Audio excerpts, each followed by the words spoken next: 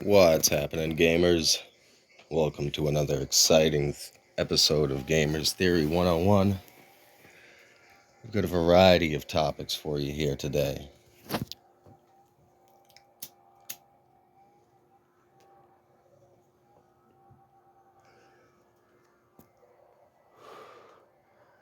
An unusual first sort of Gamers Theory 101 coming in here and gonna talk a little bit about the whole Call of Duty online situation going on, to a little Forza Motorsports 4 on 360.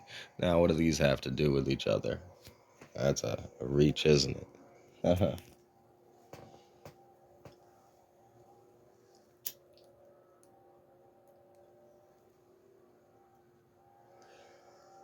Well, this will all tie in together, I assure you, but let me just break this down. What you're looking at here is a replay recording, as you can see from the camera display shit. All those settings and whatnot. Now, this is the only race replay I've saved so far as I've started playing Forza again, because this was like an almost flawless race. You're gonna watch as I dominate the shit out of this race and pull off some pretty badass turns. Fucking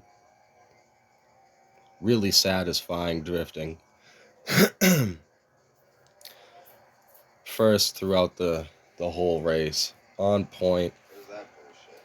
Looking at my lead on the other racers, I got to the point where I was like, you know, if this race was more laps, eventually I would lap them. It would take forever. It would be like 100-lap race, provided I don't fuck up. But I was like, all right. And now, as you'll see later on in the video, I don't exactly have my difficulty settings set to the easiest difficulty. And the reason why we're watching the replay in the inside the cockpit camera mode as opposed to seeing the outside of the car is, number one, the outside of the car view doesn't really do a good job, I feel, of fully conveying the speed and motion of drifting and the turns. Just doesn't look as good to me.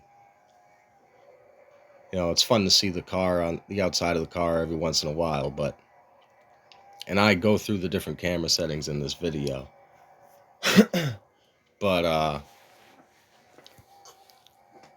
as far as really conveying the sense of motion and the acceleration, doesn't really do the job for me. And so I race with the inside the cockpit view. I think this was the game that really got me addicted to the inside of the cockpit view. I was like, yes, this is much better than having to look at the outside of the fucking car and use that level of spatial awareness. After that, I got GTA 5 on the 360 back in the day when that first came out, saying back in the day now. A long time waiting for this fucking GTA 6. Pretty crazy, huh? But the only feature that GTA 5 on the 360 didn't have was the inside the cockpit driving. So you can imagine my disappointment and how I looked forward to getting it on next-gen consoles.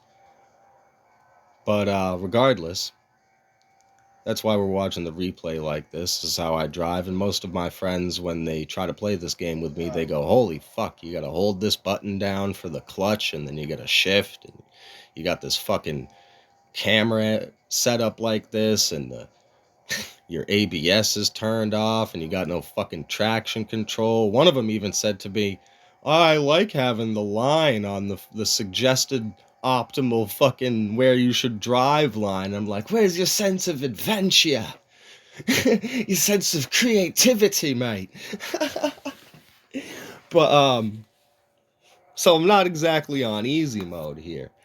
Even though now I have the driver, now I love the way Forza breaks down difficulty, and isn't that what the tip of the subject is all about with regards to the whole kerfluffle of Call of Duty out there on YouTube in the Call of Duty community? It's all about perceived difficulty, I think. Listening to other people's videos on the subject as a somebody who doesn't really play online, plays a lot of single player campaigns, a lot of RPGs.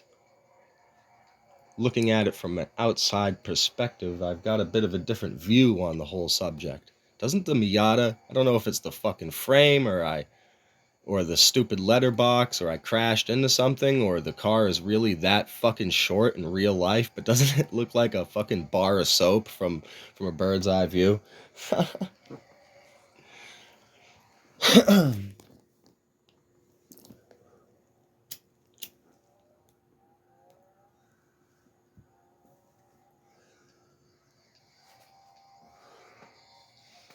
So everybody in the Call of Duty community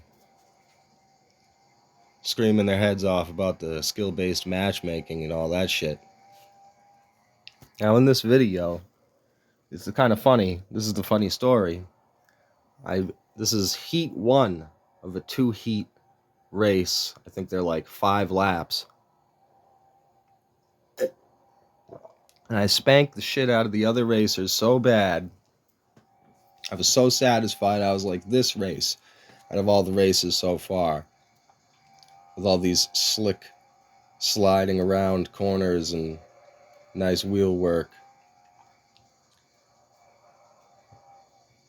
I was like, this is the one I'm going to save. Heat 2, the second race, right after this, I said to myself, fucking, I'm used to this kind of, the game basically gets butt hurt that you kicked the shit out of it in the first round. So it makes the second round unnaturally, drastically more difficult. And so, you know, if you play fighting games a lot, you're used to that. That is a stereotype of fighting games. And now, you know, in the old school days, back in the day, you could say maybe that was a gamer superstition, right? But and I'm sure even back in like the original Mortal Kombat, NES, Sega Genesis era, when the whole slew of fighting games that came out around that era, I'm sure some among them had what in modern terms you would basically refer to as Left 4 Dead's difficulty system. Left 4 Dead had a difficulty system that they kind of bragged about, where it was like, oh, if you're doing kind of shitty, if you're doing shitty and you're dying a lot, the game will, you know, so you have easy, medium, hard, right?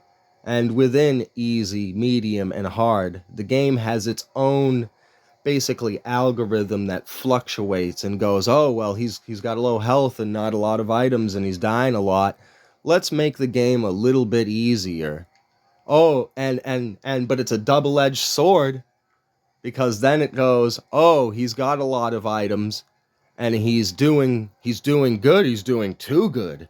Let's make the game a bit more difficult. Let's make it real fucking difficult sometimes, depending upon how chopped and fucked the fucking the system itself is. But so, you know, that's when you're back in the day, when fucking Left 4 Dead comes out, you consider that an innovation. Oh, here's a new thing. Let's write it on the box. Here's an innovation. See? and then it spreads to fucking everything else. But everything else, eventually it's not a brag anymore. Everything else already does it. So keep in mind that a lot of your games have this shit. And so when you're doing shitty, it robs you of fucking climbing your way back. And when you're doing good, it robs you of what you accumulated and need to continue doing good. And so it just bounces back and forth. If you end up in a fucking rut of like, you see how that works? All right. So these three concepts, I think, all go together. And the side concept, you're going to hear me say there's that bullshit several times throughout this fucking, and this is still the replay. Now, after this replay, I go do a normal race, and I switch the difficulty settings back to the normal settings that I have.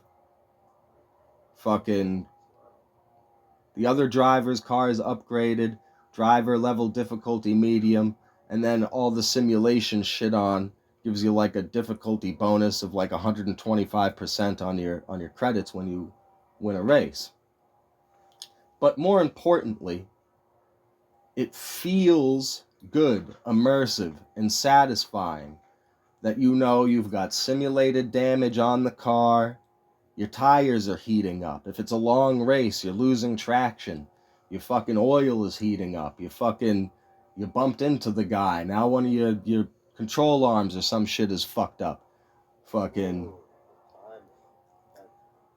Oh yeah, there's another thing. The Forza, if you don't know, say I was pretty happy that I didn't majorly fuck the car up when that happened. But say I wanted to rewind and try that turn again, I could. I, of course, turned that off. All right? So I gotta just finish the whole fucking race without fucking it up.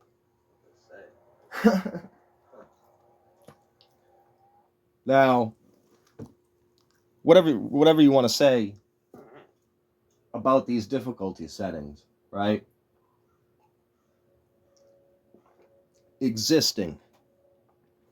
Because some people out there will be like, oh, you shouldn't be able to fucking turn off this, that, and the third thing. Or turn on to make it easier, pussy. Or you shouldn't be able to. So regardless of what side you're on, it's a black and white, hard-headed thing. And you're you're looking at the game's difficulty settings. The game's difficulty settings and the people that set them are two different things. So it's like, you see what I'm saying? I don't know. I don't know. Your brain can spin around like a washing machine for a little bit until the puzzle pieces slap together. But so we've got now. So the bullshit thing that I got kind of distracted from talking about when I say throughout this video, throughout the screen recording of the replay where you're just hearing me talk in the background, or the fucking race, because I was like, I'm not gonna fucking record this whole video and try to concentrate on the race and talk at the same time. It's not gonna fucking happen. If you play Forza, you've got if you're on these difficulty settings especially, this isn't a fucking like laying back kind of game. The amount of your attention that it demands.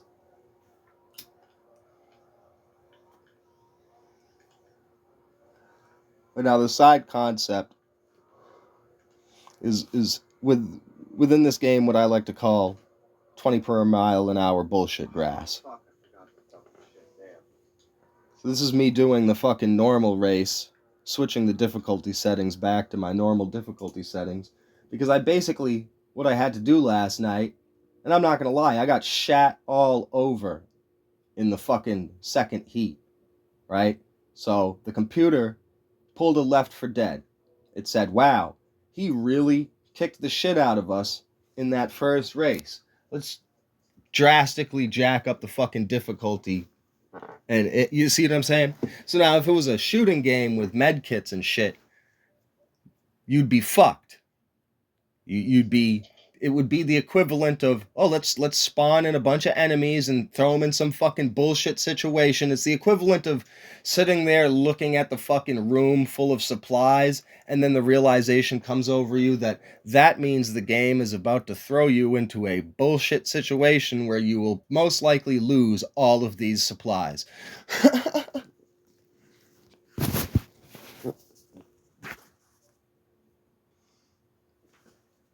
So this is the driving game equivalent of it, of the Left 4 Dead difficulty rubber band that so many fucking games have.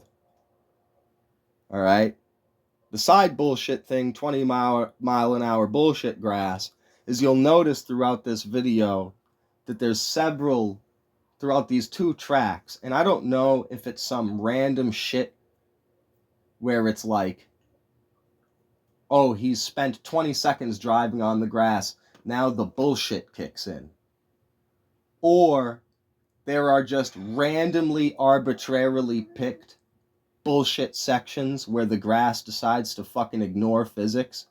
And you say, oh, well, you know, Forza is an old game, Gamers Theory. Why are you fucking bitching about this shit? Well, what if the modern Forzas do this? I bet you they do. So you'll see these little, like, it'll be like a fucking shoebox or refrigerator box, little section of fucking grass that ignores physics and brings my car going 110 miles an hour down to 20 miles an hour mandatory. Like, it doesn't fucking matter.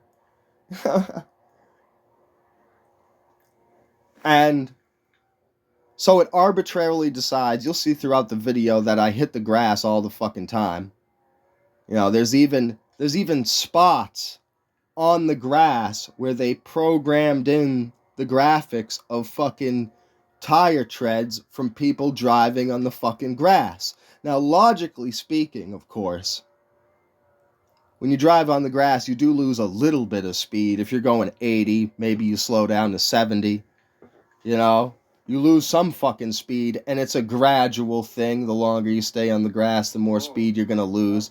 But you don't drive over a motherfucking shoebox-sized or refrigerator box-sized area of grass just because they decided some fucking asshole, all right? And this is a problem throughout gaming. There's always some fucking asshole in the office who says some Karen-type bullshit of, oh, well, we gotta program in this section of grass that will slow you down because, you know, that would be cheating if you went around the corner like that. And so you'll see arbitrarily picked spots where, you know, this corner, perfectly fine and acceptable to fucking drive over the grass, but this next corner, nope, sorry, you're going 20 miles an hour. Like, look at that right there. There's a fucking tire tread on the grass. It's screaming at you, hey, you can drive in the grass right here. Right? So that's just its own little dumbass fucking bullshit thing. It's probably the number one thing, because it breaks my immersion. I'd be totally immersed in the fucking race. And all of a sudden, physics is ignored. And I'm like, oh, well, what the fuck? That totally ruins it. That's its own little fucking bullshit thing. And you know, so the same dumb asshole in the office who said we should program in these random arbitrary sections of bullshit grass that you have to guess at is the same kind of dumb asshole who's in Bethesda going, we should make the game set up so that you can't, air quotes, save scum. I feel like a douchebag just saying the term. Save scum being the idea that if you fail a dialogue roll or some shit, then you load a previous save and try it again. No. This is like the Grand Theft Auto bullshit at mindset, where, like, Grand Theft Auto wants you to fucking run through the fucking barbershop in GTA 4 and forces you to drive the shitty ass fucking van in a car chase. Doesn't matter if you blow up the fucking van and put a sports car there, it'll delete your sports car from reality and put the shitty fucking van back. Doesn't matter if you pop the guy's tires, it'll fucking heal the guy's tires. Doesn't matter what you do, they want this tight control over the narrative and how things play out. Versus Fallout, which will let you sit there for the entire game piling up landmines in front of a section of wall that blows up where the NCR troops come into the correctional facility. It will let you fucking ruin that cutscene, basically, by filling it full of landmines, because it's an organic cutscene that plays out in the world regardless of what's happening in the world. So if you want to put a bunch of landmines there and fucking ruin it, you can. It doesn't delete your fucking landmines from reality the moment that the cutscene starts. The little fucking set piece.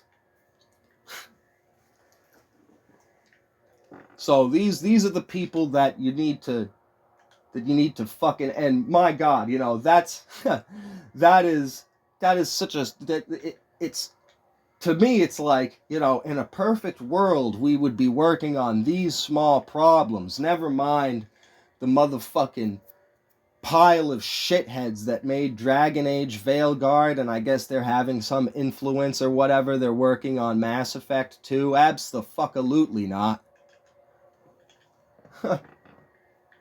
So, like, gosh, you know, I mean, this is Forza. This is,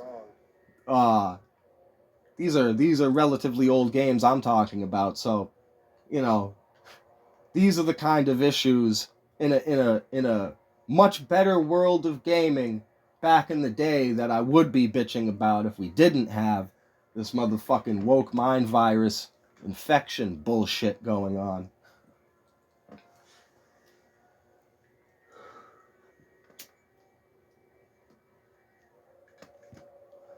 So we got 20-mile-an-hour bullshit grass. And what are the three bullshits that we got? So far, I've talked about rubber banding bullshit difficulty. Yes, I think it's bullshit. Damn it. I don't want the fucking game changing its motherfucking difficulty settings on its fucking own. And this is the root of the problem. Alright? So in first-person shooters, you got rubber banding difficulty bullshit. In RPG world, we call this enemy power levels that scale with the player character bullshit. Meaning that, say in Fallout or whatever, say in Fallout, the Fiends raiders, that by the time you're like level 10 or 15, you know, they're pretty easy to kill. And you farm them, you know, you slaughter the motherfuck out of them and take all this shit over and over again. Now, if Fallout did enemy characters whose power levels scale with the player character bullshit, then no matter what level you are, a lot of RPGs do this, no matter what level you are, the Fiends would be just as fucking difficult to kill, thusly robbing you of the sense of progress that you have achieved anything, or your weapons and armor that you've gotten, or your level ups and skills. None of that fucking means anything, because shithead with a lead pipe is still just as hard to fucking kill. So there's a reason why we call that bullshit. So in RPG terms, that's what it is. Alright? So in the world of first-person shooters, we've got rubber banding difficulty bullshit. And we're talking single player. And in RPGs, we have enemy characters whose power levels scale with the player character bullshit. So Call of Duty community, I regret to inform you that what you're experiencing is a bad case of enemy characters whose power level scale with the main player bullshit. Only it's in an online form. So, and so, how do we break this down? Because Call of Duty isn't actually an RPG. It may wear the skin of one because it tells you that you're leveling up and you're getting stuff. Maybe you get some slight, minute advantage from your new scope and your vertical grip or whatever, but your character is still just as easy to fucking kill. You didn't get new plates. Your vest isn't any better. You're still as easily killable as you were at level 1 at 100. So it kind of wears the skin of an RPG. But nonetheless. And so then it's even more unfair because it's just wearing the skin of an RPG. It isn't actually an RPG. When you start doing really good. Now, let's break down a normal difficulty curve. Normal difficulty curve, you hit medium difficulty, for instance, on a game, say a first-person shooter or even the racing game. You start at event 1 or mission 1, and just imagine a slow curve going up. And that's the natural difficulty progression of the game as you go through more intense missions. The difficulty curve in Forza is going from D-class cars, slow-ass fucking cars like a fucking Volkswagen Beetle or a fucking, what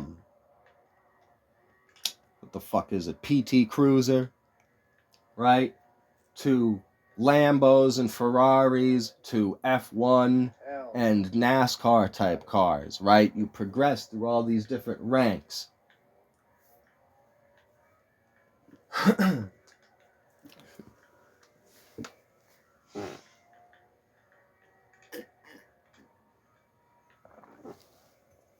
So now you're adding additional ups and downs to the curve there. So oh my gosh! people who are bitching about the skill-based matchmaking on both ends are not thinking outside of the box. They're not looking at it from the outside, right? They are perceiving as a player. They're not thinking about the fact that, like, yeah, 1 mile, 20 mile an hour. You see how, like, it's a little small section of grass. You're hitting grass all the fucking time. Other guys are driving on the fucking grass. There's a wall, like, 3 or 4 feet to the left. It's impossible to fucking cheat. It's not some kind of fucking, you know? So I'm just like, why the fuck did some dumb asshole wasn't ignored in the fucking office and said we should need it in. Anyway. Fuck no, motherfucker. I'm gonna get in the Hummer again? Oh, fuck off. So what you perceive, like, you're perceiving this like a, and I'm not saying that the skill-based matchmaking isn't fucking bullshit. There's a reason why the equivalents of it in single-player games have these names. They're bullshit. They make the game fucking suck.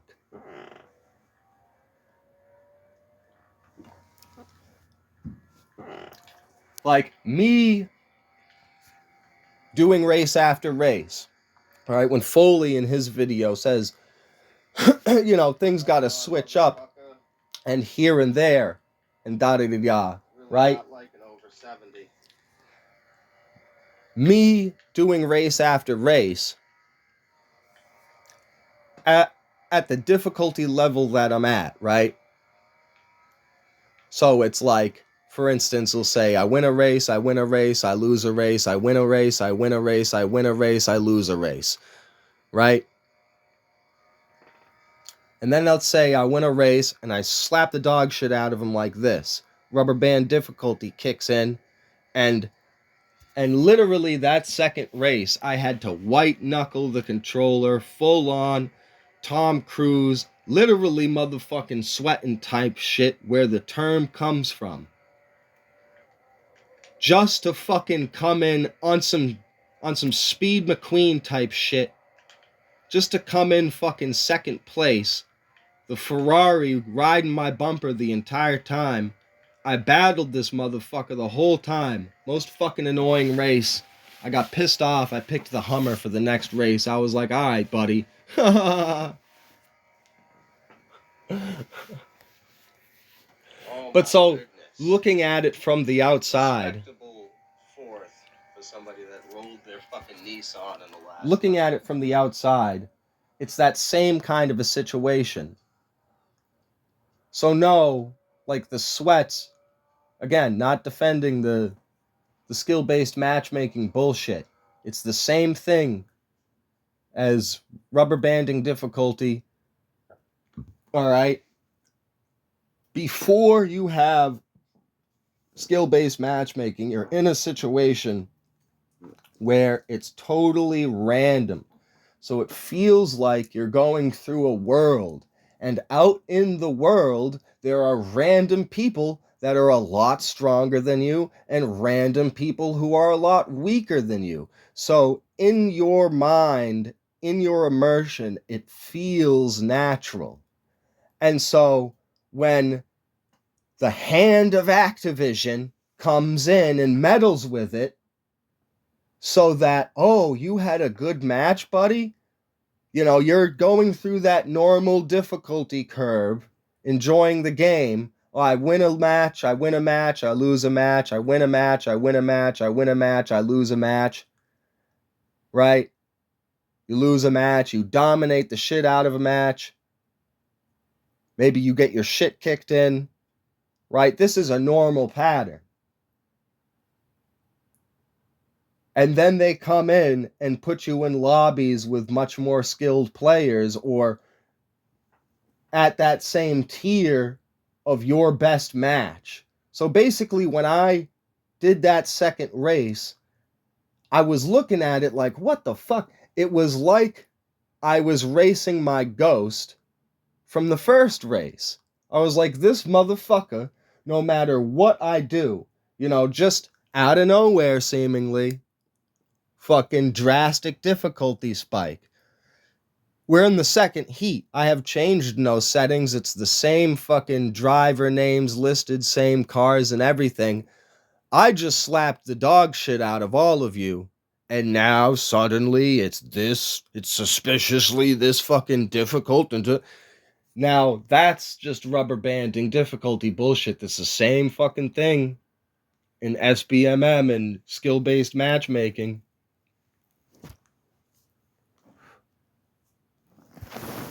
So,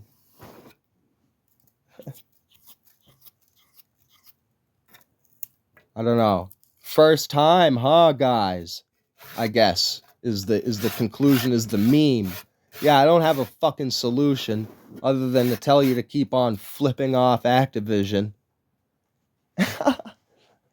I'm just here to welcome you to the party. Hey, guys. First time? Now you know what you've got. You've got rubber banding difficulty bullshit. You've got enemy characters whose power level scale with the main character bullshit. You've got skill-based matchmaking bullshit.